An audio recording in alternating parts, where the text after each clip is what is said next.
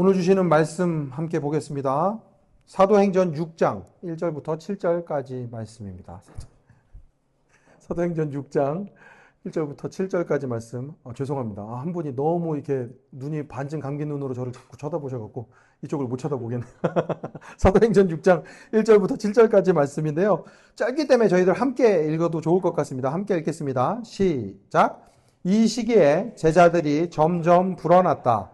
그런데 그리스 말을 하는 유대 사람들이 히브리 말을 하는 유대 사람들에게 불평을 터뜨렸다. 그것은 자기네 과부들이 날마다 구호 음식을 나누어 받는 일에 소홀히 여김을 받기 때문이었다. 그래서 12사도가 제자들을 모두 불러놓고 말하였다. 우리가 하나님의 말씀을 전하는 일은 제쳐놓고서 음식 베푸는 일에 힘쓰는 것은 좋지 못합니다.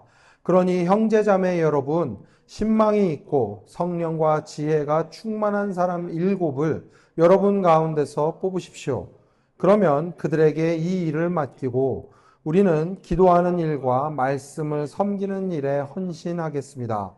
모든 사람이 이 말을 좋게 받아들여서 믿음과 성령이 충만한 사람인 스데반과 빌립과 브로고로와 니가노르와 디몬과 바메나와 안디옥 출신의 이방 사람으로서 유대교에 개종한 사람인 니골라를 뽑아서 사도들 앞에 세웠다.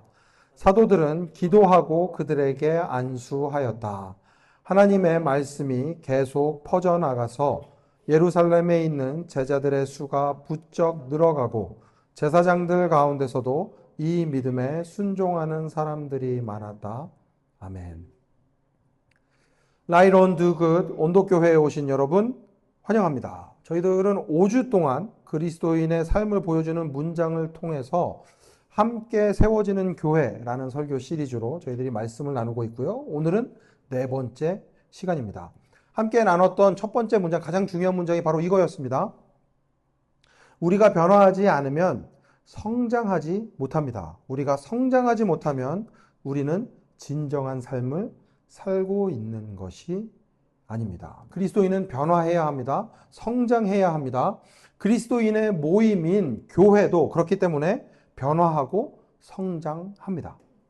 개인이 성장하고 변화하는데도 어려움이 있지만 쉬운 일이 아닙니다.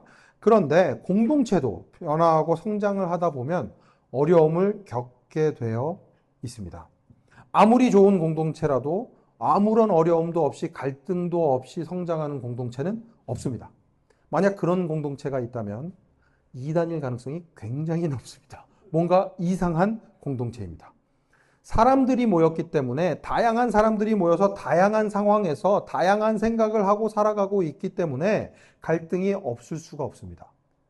내 생각이 옳고 너의 생각도 옳고 두 생각이 다 옳은데 상황에 따라서 갈등이 빚어질 수도 있기 때문에 그렇습니다. 예수님을 믿는 공동체인 교회도 마찬가지입니다.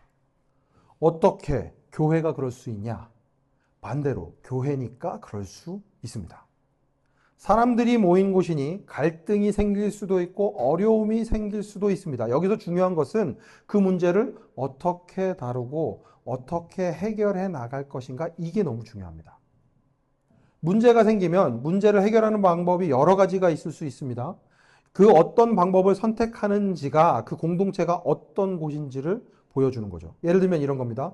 이윤을 추구하는 기업들은 이윤을 극대화하는, 돈을 가장 많이 버는 방향으로 문제를 해결할 수밖에 없습니다. 매출이 떨어지고 성과가 부실하면 제일 먼저 레이오프, 사람들 먼저 잘라내는 거죠.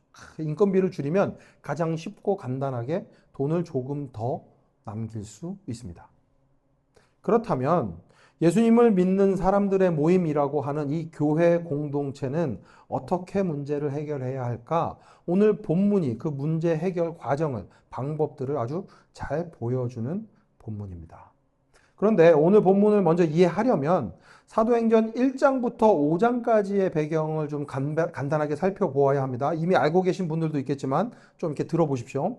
예수님께서 부활하셨다가 하늘로 올라가셨습니다. 승천하셨습니다. 그때 이렇게 말씀하시죠.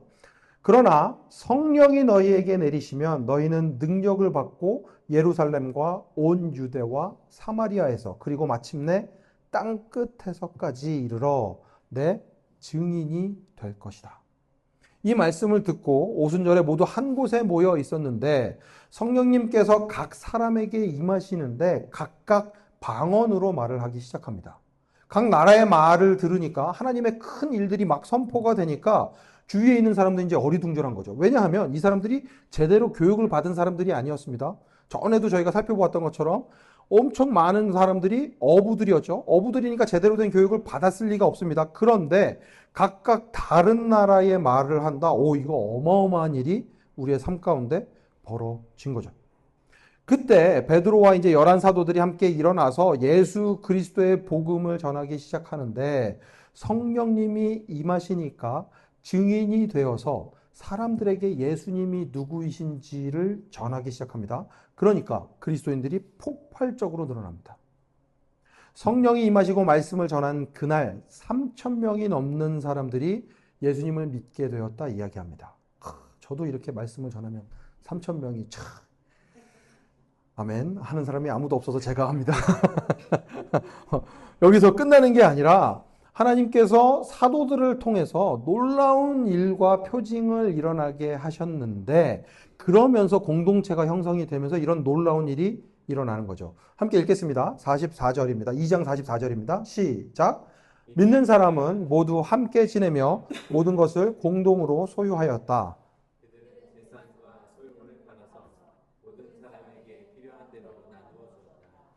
그리고 날마다 한 마음으로 성전에 열심히 모이고 집집이 돌아가면서 빵을 떼며 순전한 마음으로 기쁘게 음식을 먹고 하나님을 찬양하였다.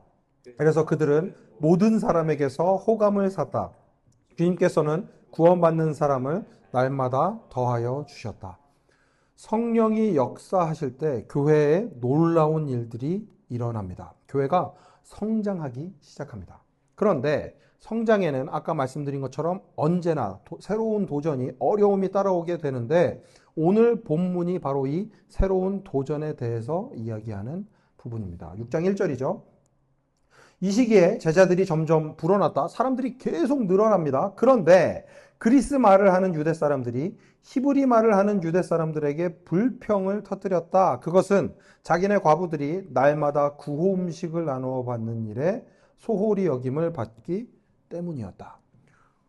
뭐 이런 거 갖고 싸우냐 이렇게 생각하시는 분도 있으실 수 있겠지만 그렇지가 않습니다. 이 문제가 당시의 초대교회 공동체에 굉장히 심각한 문제였습니다. 왜냐하면 그 공동체가 당시 사회로서는 꿈도 꿀 수 없었던 아무도 부족함 없이 살아가는 놀라운 공동체를 만들어냈습니다. 그런데 그 공동체에서 나눔에 대해서 소홀히 여김을 받는 일이 일어난다? 공동체가 성장할 수 있었던 가장 큰 이유 중에 한 가지가 근간부터 흔들리는 일이 일어납니다. 당시 경제 활동이 거의 불가능했던 과부들은 이 구호 음식을 나누어 받는 게 생존과 직결된 문제였습니다. 그런데 어찌된 일인지 그리스 말을 하는 유대 과부들이 구호 음식들을 받지 못하는 일이 벌어집니다. 같은 유대인이지만 언어가 다르니까 문화가 달랐겠죠. 그런 과정 가운데에서 공동체가 갈라질 수도 있는 아주 중요한 굉장히 위험한 사건이 일어나는 거죠. 원어로 사용된 여기에서 사용된 동사를 보면 한두 번 있었던 일이 아니라 계속해서 반복되는 일이었습니다. 그러니까 구호 음식을 받지 못하는 그리스 말을 하는 유대인들 사이에서 불평이 터져 나오는 거죠. 이 불평도 그냥 불평이 아니었습니다. 왜냐하면 여기에 사용된 단어가 이스라엘 백성들이 모세와 하나님을 향해서 불평할 때 사용된 바로 똑같은 그 단어가 사용되기 때문에 그렇습니다. 그만큼 공동체를 위협하는 흔들 수 있는 문제였음을 저희들이 확인할 수 있습니다. 이런 일이 벌어지자 사도들이 해결 방법을 찾으면서 이렇게 말합니다. 그래서 12사도가 제자들을 모두 불러놓고 말하였다. 우리가 하나님의 말씀을 전하는 일은 제쳐놓고서 음식 베푸는 일에 힘쓰는 것은 좋지 못합니다. 초대교회 공동체가 처음 세워진 시기에는 모든 일들이 이제 사도들한테 집중이 됩니다. 그러니까 사도들이 과부들에게 음식을 베푸는 일도 다 직접 하고 있었던 거죠. 그런데 공동체가 성장하고 사람이 많아지기 시작하니까 이제는 자기의 한계를 인정하고 할 일들을 다른 사람들에게 나누어 주어야 하는 때가 되었습니다. 사도들이 모든 일을 감당하는 것이 더 이상 효율적이지 못했고 심지어는 공동체 전체를 흔들 수 있는 문제까지도 발생하게 되었기 때문에 그렇습니다. 그러면 이 문제를 어떻게 해결하는가? 3절이 정말 중요합니다. 함께 읽겠습니다. 시작. 죄송합니다. 3절인데 3절이 없네요. 제가 읽을게요. 그러니 형제자매 여러분, 신망이 있고 성령과 지혜가 충만한 사람 7을 여러분 가운데서 뽑으십시오. 그러면 그들에게 이 일을 맡기고 우리는 기도하는 일과 말씀을 섬기는 일에 헌신하겠습니다. 와, 이게 무슨 얘기인가 하면 일이 집중되어서 문제가 생겼으니 그 일들을 다른 사람들을 세워서 나눠 주겠습니다. 여기서 한 가지 짚고 넘어가야 하는 것이 무엇인가 하면 사도들이 마치 기도하는 일과 말씀을 섬기는 일이 훨씬 더 중요하고 과부들을 돌보는 것, 음식을 베푸는 것은 덜 중요한 일로 생각했다. 아니요, 그렇지 않습니다. 그걸 어떻게 알 수 있는가 하면 다른 이들을 돕는 구제사역과 말씀으로 섬기는 일에 다 똑같은 디아코니아라는 단어를 사용하고 있습니다. 어느 게도 우월하거나 특권을 받은 사명이 아니라 분야만 다를 뿐 다 하나님 나라의 일이라고 이야기를 하는 것입니다. 다만 그 일들을 더 잘할 수 있도록 특화돼서 자기가 그 자기 일에 집중할 수 있도록 하겠다라는 이야기를 하고 있습니다. 그리고 그 소중한 일을 나눌 사람들을 뽑기 위해서, 리더들을 뽑기 위해서 가장 중요한 것 2가지를 말하는데 성령과 지혜가 충만한 사람입니다. 성경에서는 굉장히 순서가 중요합니다. 성령과 지혜, 어떤 게 더 중요하다고 얘기를 하는가 하면 무엇이 더 중요하다? 성령이 충만한 게 더 중요하다라고 이야기를 하는 겁니다. 그러면 성령이 충만한 사람은 어떤 사람일까요? 좀 전에 나왔던 구절에서 성령이 충만한 사람이 어떤 사람인지, 성령이 충만한 사람에게 맺히는 열매가 무엇인지 이야기를 합니다. 갈라디아서 5장 22절입니다. 그러나 성령의 열매는 함께 읽습니다. 시작. 사랑과 기쁨과 화평과 인내와 친절과 선함과 신실과 온유와 절제입니다. 이런 것들을 막을 법이 없습니다. 전에도 제가 온도교회 초기에 성령에 대해서 설명할 때 말씀을 드렸던 것으로 기억을 하는데 성령의 열매는 성품으로 맺혀야 합니다.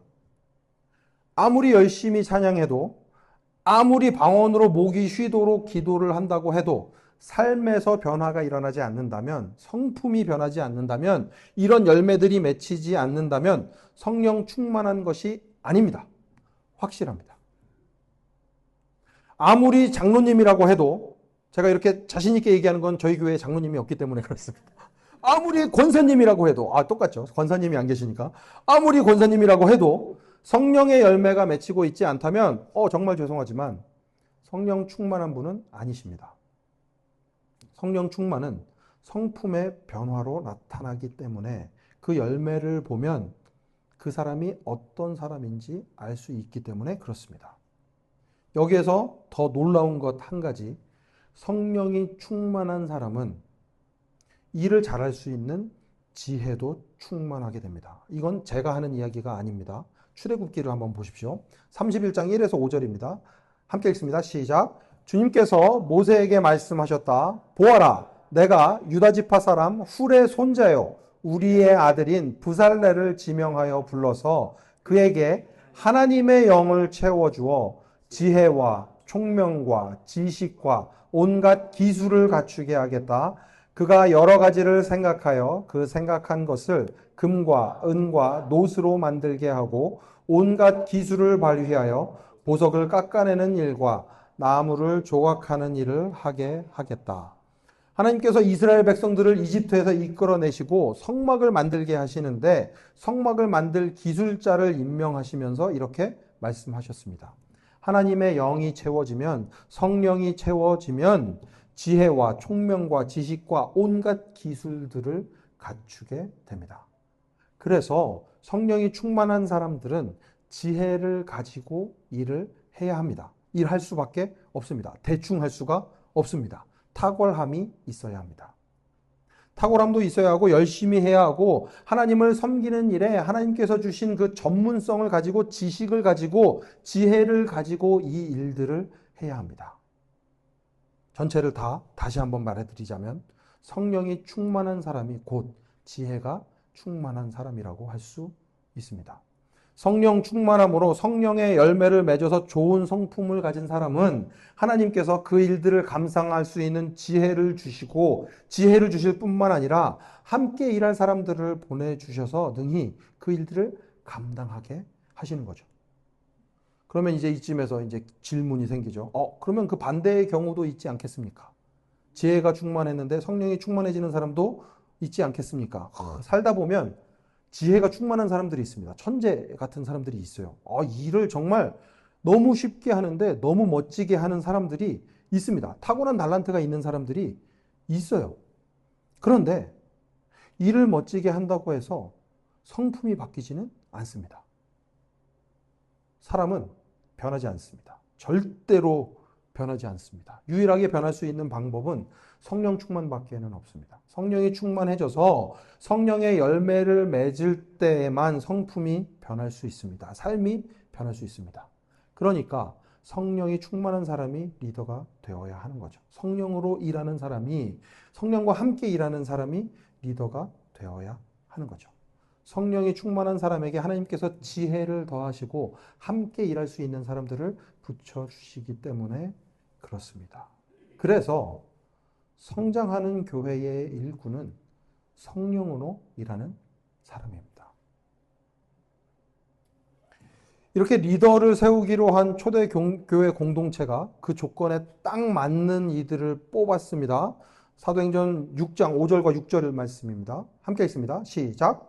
모든 사람이 이 말을 좋게 받아들여서 믿음과 성령이 충만한 사람인 스데반과 빌립과 브로고로와 니가노르와 디몬과 바메나와 안디옥 출신의 이방 사람으로서 유대교에 개종한 사람인 니골라를 뽑아서 사도들 앞에 세웠다. 사도들은 기도하고 그들에게 안수하였다. 여기에서 초대교회 공동체가 어떤 공동체인지를 알 수 있는 거죠. 처음에 이 논의가 시작된 이유를 기억하시나요? 그리스 말을 하는 유대인 과부들이 구호 음식을 받지 못하는 데서 이제 문제가 시작이 됐습니다. 그런데 이제 뽑힌 사람들의 이름을 보면 스데반, 빌립, 브로고로, 니가노르, 디몬, 바메나 모두 그리스식 이름을 가지고 있는 사람들입니다. 여기에 더해서 니골라는 심지어 유대교로 개종한 이방인이었습니다. 뽑힌 사람 7 모두가 소외되었던 그리스 말을 하는 유대인들을, 과부들을 더 잘 돌볼 수 있는 사람들이었던 거죠. 여기에서 그 마음을 알 수가 있습니다. 초대교회 공동체가 성령과 지혜가 충만한 7명을 뽑았는데 그들을 뽑았던 초대교회 공동체의 구성원들 역시 성령으로 충만해서 하나님이 원하시는 지혜로운 결정들을 내릴 수 있었던 거죠.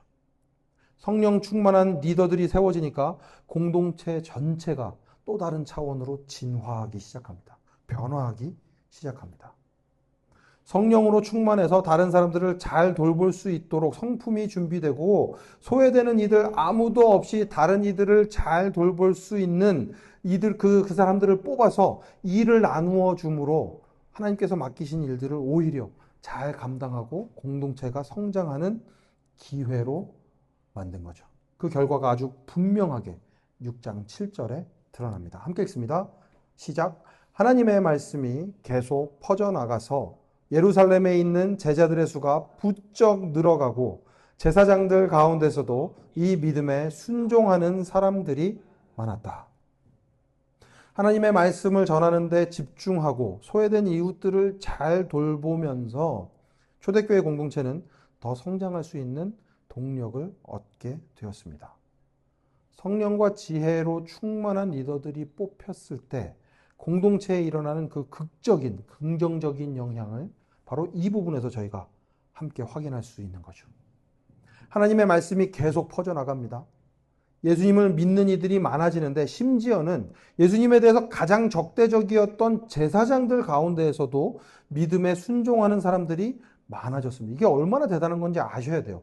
오히려 어설프게 아는 사람들이 훨씬 더 예수님 믿기가 힘듭니다. 제사장들이 어설프게 하나님의 말씀을 알다 보니까 예수님에 대해서 적대적이고 예수님을 잘 알지 못한 사람들이 훨씬 더 믿지 못하는 사람들이 훨씬 더 많았는데 초대교회 공동체의 모습을 보고 와, 이런 공동체라고 하면서 예수님에 대해서 알아가는 사람들이 많아졌던 거죠. 저는 지금 이 자리에 앉아있는 모든 온도교회 성도님들이 하나님의 도우심 아래 성령이 충만함으로 지혜롭게 하나님의 공동체를 섬기는 이들이 되시기를 간절히 축원합니다. 내가 성령으로 일할 때 교회 공동체가 성장하기 때문에 그렇습니다. 말씀을 마치겠습니다.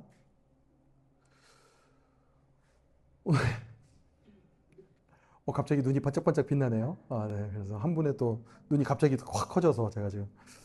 오늘 여러분은 성령으로 충만한 삶을 살고 있으십니까?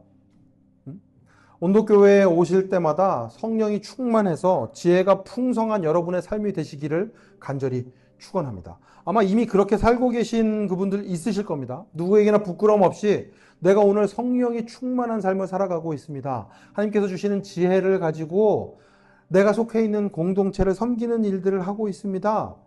고백할 수 있으면 좋겠습니다. 그런데요, 이 삶이 교회에서만 끝나면 안 됩니다. 오늘은 주일이니까 성령 충만하게 지혜롭게 막 그렇게 살고 내일부터는 직장에 출근하니까 내 맘대로 삽니다. 아니요. 아니요. 그러시면 안 됩니다. 어느새 벌써 월요일이죠. 자고 일어나면 출근해야 돼요. 그런데 나 출근하기 싫다가 아니라 내가 만나는 사람들에게 어떻게 성령과 지혜로 충만한 삶의 모습을 보여줄 수 있을지 고민하시면 좋겠습니다. 여러분이 속해서 살아가고 있는 그곳이 하나님의 공동체가 되도록 여러분이 그곳의 리더가 되어야 합니다. 앞선 리더라는 이름을 달아야만 리더가 아니고요. 여러분이 다른 사람의 삶에 영향력을 미치고 있다면 여러분은 이미 리더입니다.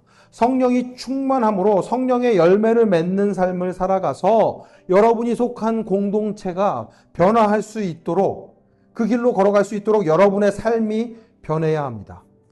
여러분이 성령의 열매를 맺어서 여러분의 성품의 열매를 여러분 주위에 있는 사람들이 맛볼 수 있어야 합니다. 예전에는 안 그랬던 것 같은데 온도교회 가더니 변했네. 이런 얘기 들으셔야 돼요. 그뿐만 아니라 여러분이 하시는 모든 일에 지혜가 있어야 합니다. 하나님께서 주시는 지혜를 가지고 세상 가운데 다른 사람들에게 하나님이 얼마나 능력 있는 분이신지, 하나님 얼마나 힘이 있는 분이신지 여러분을 통해 보여주어야 합니다. 그렇게 성령과 지혜가 충만한 사람으로 살아갈 때 여러분이 속한 공동체가 성장합니다. 변화합니다. 빛이 없던 곳에 빛이 비춰질 것입니다. 세상이 조금 더 밝은 곳으로, 조금 더 따뜻한 곳으로 여러분을 통해 변해갈 것입니다. 초대교회 공동체가 그랬던 것처럼. 그러니 오늘 성령님께서 나를 통해 어떤 일들을 행하실지, 하나님이 어떤 일들을 행하실지 기대하고 꿈꾸셔야 합니다. 하나님, 나를 통해 이 땅을 어떻게 변화시키시겠습니까? 내가 속한 공동체를 하나님 어떻게 변화시키시겠습니까? 그 일들을 위해 주님 나를 사용하여 주십시오. 성령으로 일하는 여러분을 통해 공동체가 변하고 이 땅에 하나님의 나라가 확장되는 놀라운 역사가 일어날 줄 믿습니다. 그 믿음 가지고 오늘도 내가 속한 공동체에 선한 영향력을 미치는, 그래서 하나님의 빛을 비추고 이 땅을 조금 더 따뜻하게 또 시원하게 하나님의 온도로 맞추어 나가는 모든 온도교회 성도 여러분 되시기를 간절히 축원합니다.